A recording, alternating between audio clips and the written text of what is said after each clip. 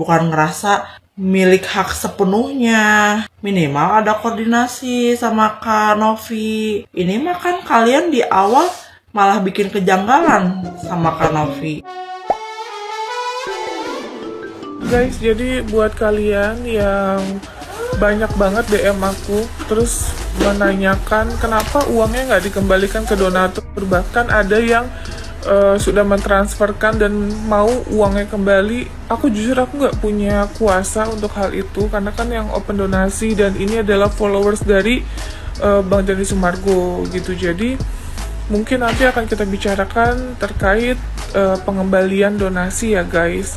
Sekali lagi di sini saya pribadi saya minta maaf karena saya pun sudah melakukan yang terbaik dan ini di luar dari kuasa saya atas donasi yang sudah dipakai untuk bayar hutang ya guys. Sekali lagi atas nama pribadi saya minta maaf walaupun yang make bukan saya gitu dan saya tidak akan pernah melakukan hal tersebut dan saya juga jujur nggak nyangka bahwa ini akan terjadi dan tidak ada amanah ya guys gitu. Sekali lagi aku minta maaf. Insya Allah nanti kita selesaikan dengan Bang Den. Nah jadi total donasi kurang lebih ya guys itu 1,5 miliar dan 1 M baru kemarin sudah dipindahkan ke Yayasan Rumah Peduli Kemanusiaan, yaitu yayasan saya. Sudah di hold untuk pengobatan Mas Agus. Contohnya kemarin ada berobat pakai biaya pribadi di Rumah Sakit JSC sebesar 2 juta lebih, itu pakai uangnya 1 M itu guys ya. Dan sisanya sekitar 500-an itu ada di sana karena mereka yang meminta untuk tetap di sana, katanya untuk operasional 500-an kurang lebih ya guys. Jadi untuk yang minta kembali gimana ya, karena uang udah dibayar utang 100 juta, jadi gimana tuh, itu kan berarti berkurang. Dan uang donasi dari kami juga 25 juta. Ya mungkin nanti akan ditemukan jalan keluar.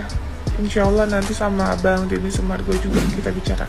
Di dalam hukum perdata, perjanjian yang dibuat secara lisan itu diakui guys. Tapi, sebuah perjanjian itu akan absolut sifatnya atau tidak bisa diganggu-gugat apabila dibuat secara tertulis dengan materai. Nah, seperti yang kita ketahui guys, belakangan ini kita disuguhkan berita tentang Agus dan Teh Novi, di mana si Agus dianggap sebagian pihak menyalahgunakan dana yang telah disumbangkan kepadanya. Jika ada pertanyaan dari kalian, apakah saya ikut menyumbang? Iya, saya ikut menyumbang guys, tapi kita bahas yang lain ya. Nah, kemudian barusan saya ada melihat banyak komentar dari teman-teman netizen yang menulis seperti ini. Mari kita buat petisi untuk dananya itu agar dikembalikan. Maksudnya dana yang sudah disumbangkan dikembalikan. Nah, yang jadi pertanyaan, apakah di dalam hukum dana yang sudah disumbangkan itu dapat ditarik kembali? Secara hukum atau dalam perspektif hukum, donasi yang sudah diberikan kepada seseorang itu atau satu pihak biasanya guys dianggap sebagai hibah atau hadiah dan umumnya tidak dapat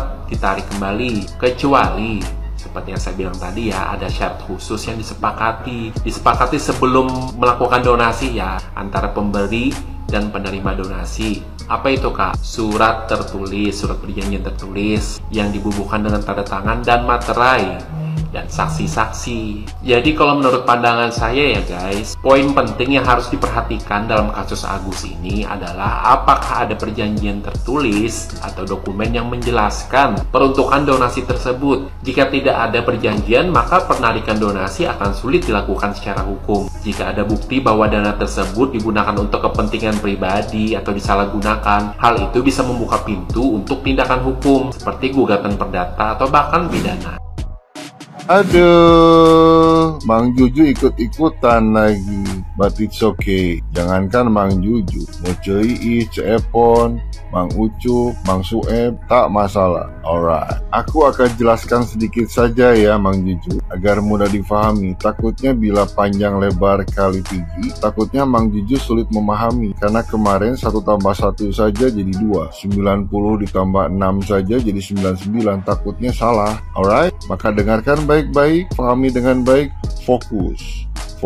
Di saat seseorang mengetahui terkait aliran dana dan atau bahkan seseorang tersebut tercantum namanya di aliran dana tersebut, maka seseorang tersebut wajib memberi klarifikasi, harus memberi klarifikasi, tidak bisa menolak, dikarenakan dana tersebut asal muasalnya berasal dari dana open donasi tersebut. Apapun alasannya, seseorang tersebut wajib memberi klarifikasi dan tidak diperkenankan melakukan penolakan. Hal tersebut dilakukan sebagai salah satu langkah transparansi dalam pengeluaran dan pemasukan dana dari open donasi tersebut. Hal tersebut dilakukan sebagai kelengkapan untuk dilakukannya audit dan lain sebagainya. Hal tersebut pun dilakukan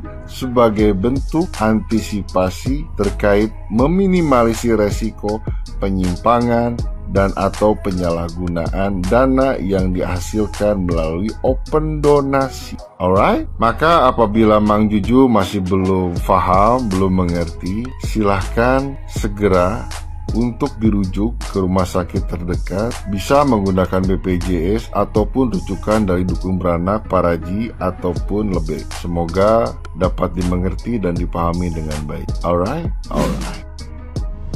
Aduh, malah dilaporin. Katanya nggak nerima, dibully. Ya gimana nggak dibully? Kelakuan Agus sama keluarganya kayak gitu. Harusnya dari awal kalian nerima uang donasi itu ada rasa ketakutan, bukan ngerasa milik hak sepenuhnya. Minimal ada koordinasi sama Kak Novi. Ini mah kan kalian di awal malah bikin kejanggalan sama Kak Novi, dibintain mutasi malah mempersulit. Kan itu yang bikin kita greget, yang bikin Kak Novi sampai sekarang jadi kayak gini. Coba kalau misalnya di awal kalian mempergunakan uang donasi itu dengan benar, kayaknya kejadian ini nggak akan terjadi deh. Minimal kalian usaha dari rumah sakit A, kalau misalnya nggak ada harapan ke rumah sakit B, ternyata di rumah sakit B hasilnya sama aja, bisa ke rumah sakit C, ternyata sama aja ke rumah sakit D, ternyata semuanya sama aja, otomatis kan kita udah tahu nih, para donatur nih udah tahu nih kalau misalnya si Agus ini 90% gak ada harapan buat sembuh total. Ya gimana kalau udah gak ada harapan, kan kita juga gak bisa memaksa, dan itu terjadi atas kehendak Tuhan kan. Nah disitu baru kalian melibatkan pihak Kak Novi dan kita sebagai donatur buat komunikasi nih. Kak Novi, kita kan udah coba ikhtiar nih dari rumah sakit A, B, C, D, E, F, G, H, I, J, K, L, M, N, O, P, Q, R, S, T, U. Alah, malah nyebutin alfabet lagi. Ternyata hasilnya sama nih semua dari pihak rumah sakit. Kalau misalnya Agus ini nggak ada harapan. Nah, sisa uang donasinya tuh tinggal segini. Nah, ini rekapan semua hasil yang keluar. Misalnya nih, kalian kan kalau misalnya bener nih kalian mempergunakan uang donasi itu bener-bener buat pengobatan rumah sakit, kan pasti kan pihak rumah sakit itu mengeluarkan kuintasi, ada rekam medisnya. Tunjukinlah sama Kak Novi, ini loh pengeluaran kita selama ini. Ini loh uang dana yang keluar ini. Kayaknya nggak akan kejadian ini terjadi, kayaknya nggak akan. Udah baru kalian ngomong, Kak Novi, sebelum aku nerima donasi ini kan sebelumnya kita dibantu nih sama Wawa sampai ngebelain loh, ngegadein sertifikat rumah buat ngebantuin pengobatan Agus dan orang tua Agus selama sehari-hari, dari makannya, dari pengobatannya, dari transportasinya. Nah ini kan sisa donasi tinggal sekian ya Kak Novi. Gimana kalau misalnya Agus minta bagian buat ngeberesin utang Agus ke Wawa? Lah gue juga yakin lah Kak Novi juga pasti bakalan bantu. Kak Novi juga gak akan seperti yang saat ini, gak akan. Kalian aja dari awal yang bikin kita sebagai netizen bikin greget, karena Karena pemberitaan kalian itu yang berani pakai uang donasi di awal buat bayar utang, buat bayar kepentingan kalian sendiri. Itu, aduh, buat Farhat kayaknya udah sepi job kali ya. Tiba-tiba muncul ngebela si Agus. Bye-bye, ntar lo kayak si Rasman.